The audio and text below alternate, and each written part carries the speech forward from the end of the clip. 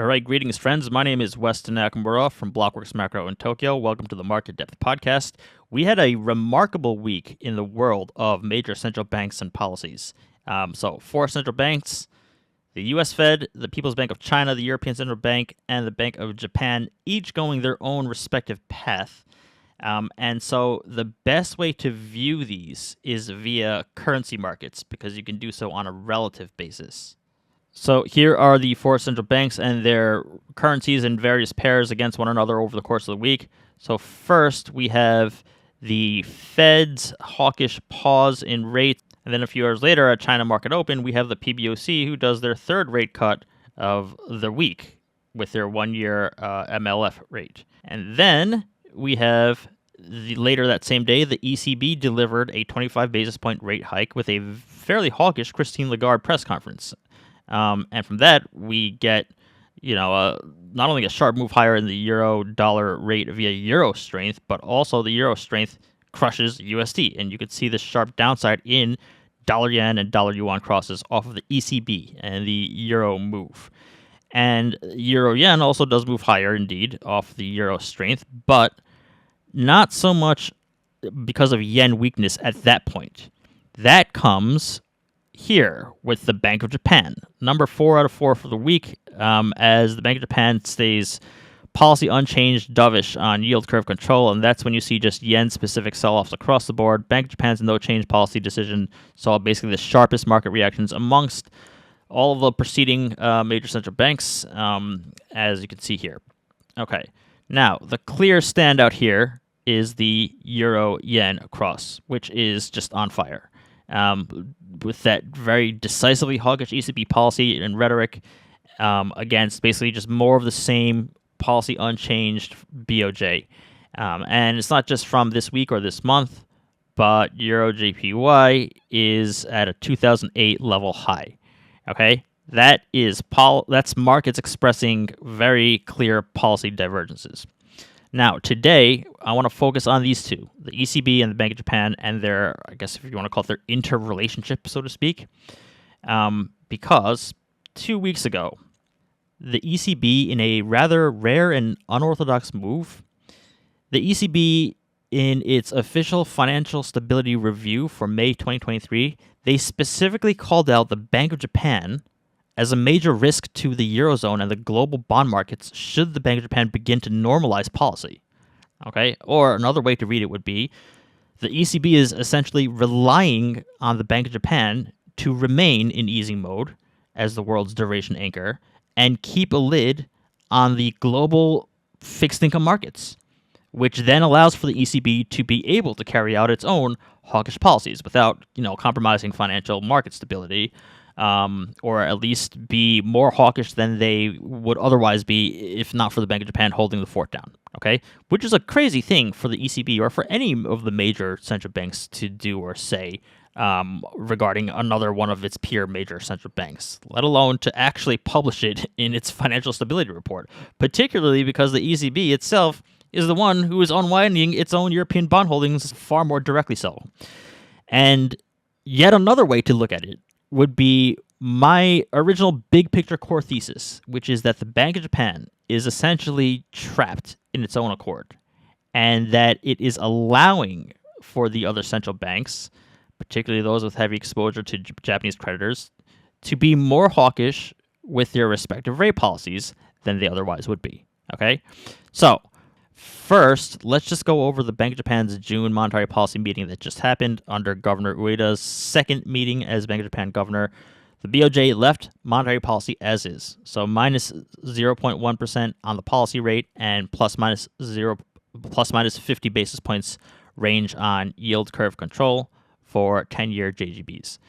This was a unanimously passed vote and no fishy business unlike the last one, which, if you recall, it was just riddled with blatantly shady behavior. We had 2 or 3 very, blatant press tests of policy leaking, one of which was from the Nikkei news that came out on the morning of the press release or the policy release.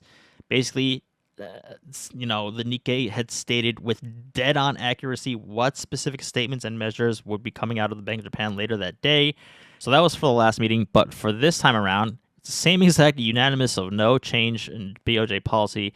The policy statement was released, A, by the Bank of Japan to the public and not via the press early.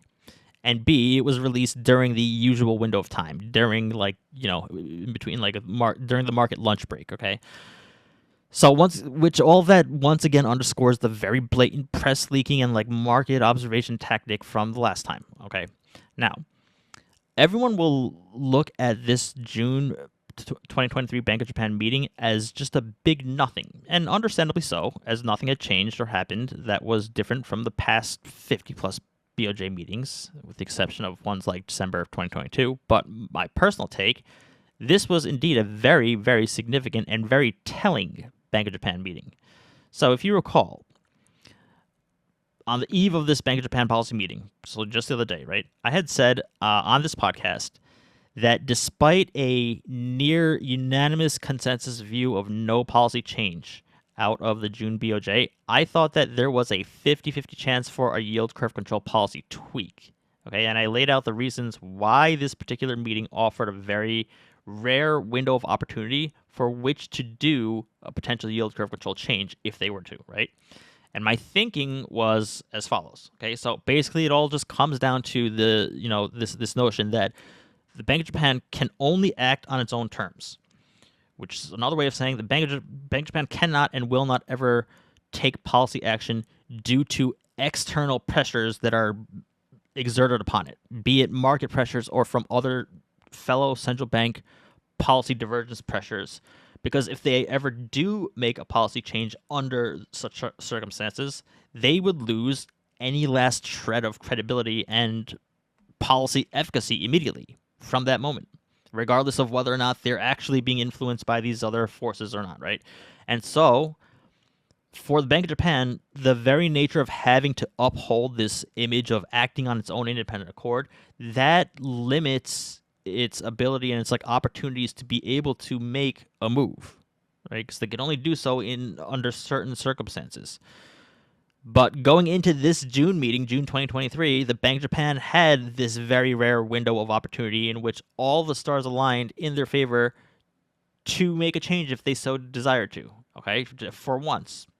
So let's just run through those reasons, okay? First of all, the Fed really did finally just pause its rate hiking, temporary or otherwise, and that gave this very rare chance, for once, in terms of optics, of taking a normalization step independent of others, right, for the Bank of Japan to do. Okay, so that pressure was off. Then on the markets front, JGB yields. Okay, so JGB yields are not bursting above yield curve control levels, allowing for change that doesn't look like giving into or being unable to battle markets, and the JGB yield curve has smoothened out, meaning no more of that kink at the 10-year tenor that formed as a result of overly concentrated buying of specifically 10-year JGBs due to the Bank of Japan's very targeting of 10-year yields under yield curve control.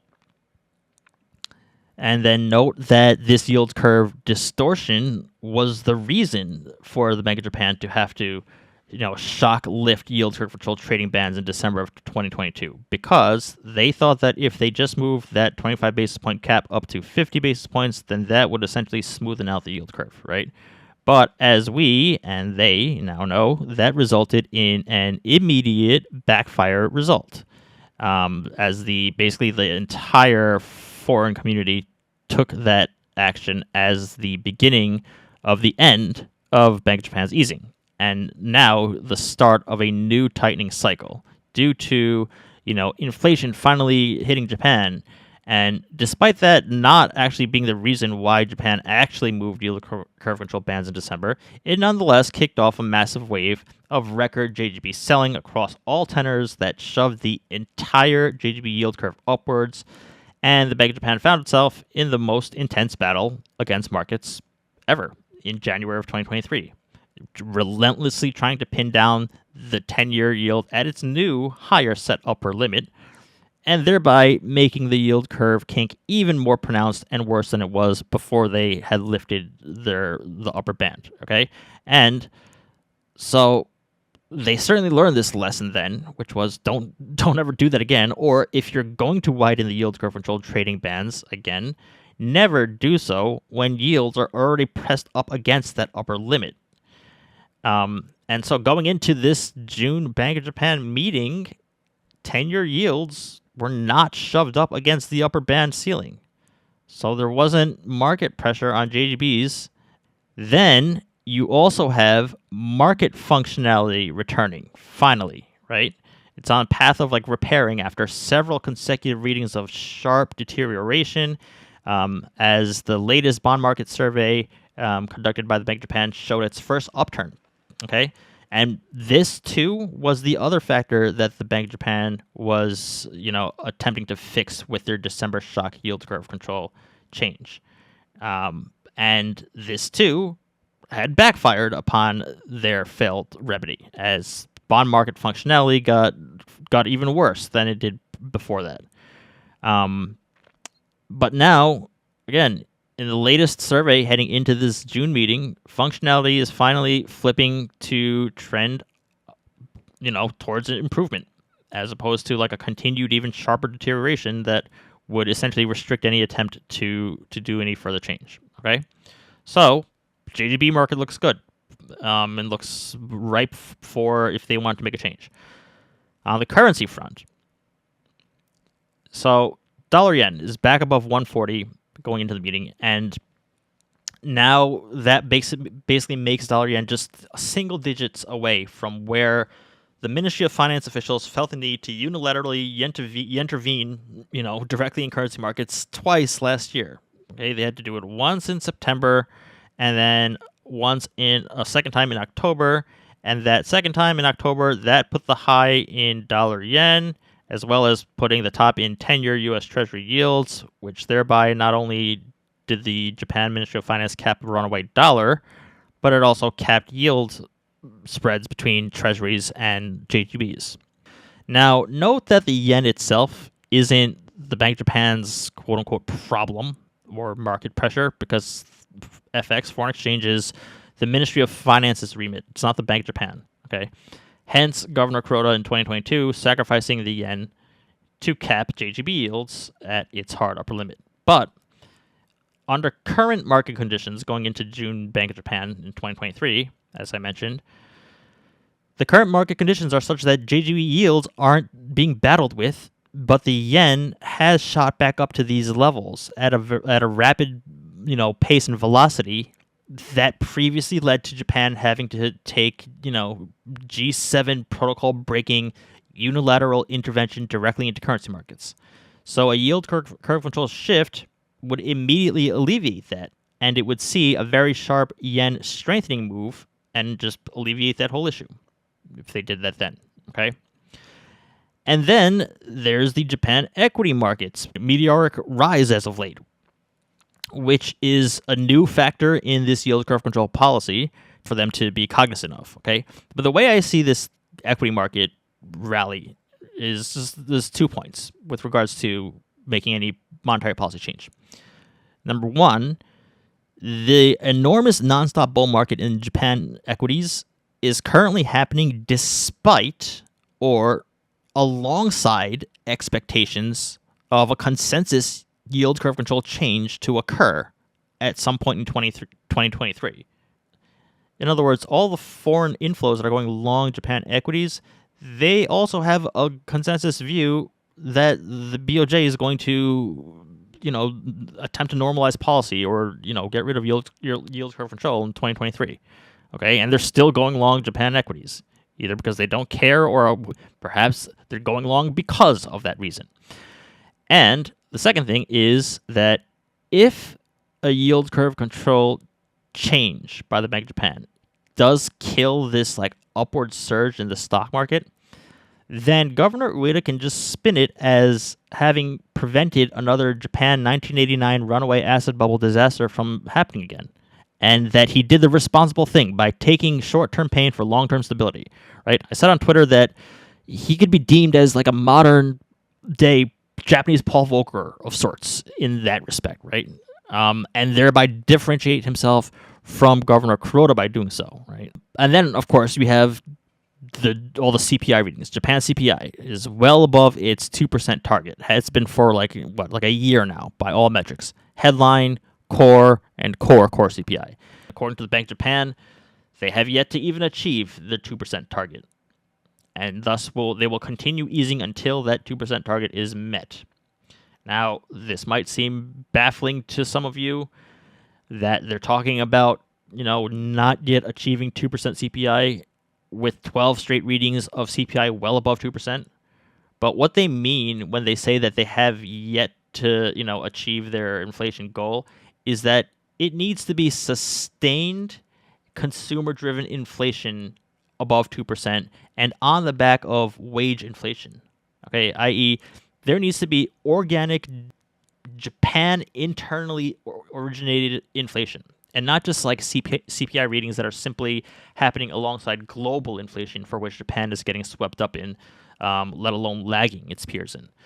So, throughout this whole global rout of inflation over the last 1 to 2 years, the CPI factor is only determining BOJ's actions in that inflation is what they're still actively trying to achieve and not something that they're trying to battle against as per every other economy at their respective central bank globally. But nonetheless, a change to yield curve control at this point could easily be spun into a positive, so-called achievement of their intended objectives now becoming realized, right? BOJ finally can take like a W against the decades of persistent deflation with a policy tweak. All right. And then finally, this guy, Deputy Governor Uchida, who is the former executive director of monetary affairs, he is the policy designer. He is the policy operator, including that of yield curve control. He's been the actual, general in the trenches hurling grenades at hedge funds, right? And further cementing the Bank of Japan widowmaker reputation. Like, he is like actually the widowmaker, just, as a sniper, just picking hedge funds off one by one. So he knows the hands-on mechanics of markets and policy more than anyone. And according to Deputy Governor Uchida, any yield curve control change by nature must be done by surprise, and it cannot be guided for. And I would agree with him. And so that's a perfect setup for an incredibly rare opportunity as they've ever gotten. And who knows if they'll ever get another such setup ever again going forward to make a change that's optically in their favor and on their own accord, right? But they didn't act. They maintained. And that, to me, is very telling of the broader framework and mindset and objective of the Bank of Japan. Because if not now, under all of these conditions for the perfect window to do so, if not now, then when? Well, perhaps what we learned at this meeting is that the answer may very well be never. And by never, I mean no actual material change in policy for the next several years or longer going forward, right? I don't mean like forever into eternity. But my takeaway from this meeting was that this was absolutely not a nothing meeting. Rather, this was a very significant one. It signaled to me that the Bank of Japan's policy unchanged is no longer a meeting-to-meeting genuine assessment, but rather policy unchanged is becoming unconditional. If you're not going to do it under these conditions, and these are at the opposite spectrum of previously prevailing conditions, then yeah, it's becoming unconditional. So my 50-50 probability of a change at this, this meeting aside that I was talking about, right? Let me just reiterate my actual core view of what I believe to be the Bank of Japan's long-term policy path and their objectives or their agenda. Okay, or rather the Bank of Japan situation. I don't want to use terms like agenda or objectives because that basically implies some degree of freedom of choice that they get to exercise on. So, from the very first episode of Market Depth, the inaugural episode, and then countless times since, but I started this whole show by laying out my big picture view of the Bank of Japan's long-term policy path, which is that the Bank of Japan will ultimately never stop its easing measures and heavy-handed intervention into the government bond market. Sure, they may attempt to tweak yield curve control here or there, or just get rid of it altogether, but it will just be replaced by something else that performs the same basic function. It'll just be repackaged and renamed and rebranded, but that basic function is to fund government expenditures, which is a fiscal situation that is far more imminently and measurably unsustainable than the Bank of Japan's monetary measures and direct government bond market intervention, right? Everyone says like, oh, it's so unsustainable what they're doing. Yeah, I agree, but that's very arbitrary for us to just draw some line in the sand. But what is actually immediately and measurably unsustainable is the fiscal state of the government, okay? So here's a clip from episode number 1 of the Market Depth podcast from March of this year. So much so that in the course of this past decade under Kuroda, the BOJ now finds itself in a position where there is no turning back, regardless of who's at the helm. The Bank of Japan's policy is no longer run by the personnel. Rather, the personnel are being run by the policy. You can't unwind 500 trillion yen long JGB portfolio into something that you've destroyed that no longer exists as a market. You can't let borrowing costs increase to fair value of the world's most indebted nation as measured by debt to GDP, with a demographic picture that points to increased debt burden and increasing deficits. And although Kuroda's tenure may be over, it really doesn't matter for all intents and purposes, because Kurodanomics doesn't just walk out the door in a cardboard box with his like highlighters and hole punchers. Kurodanomics is here to stay, and the incoming Governor Ueda will inherit the current status that the BOJ is in. It's not an etch-a-sketch pad that you just shake, okay? Again, BOJ policy runs the personnel, not the other way around. So this is not the end of an era, okay? It might be the symbolic end of an era, but, you know, an era that carries on.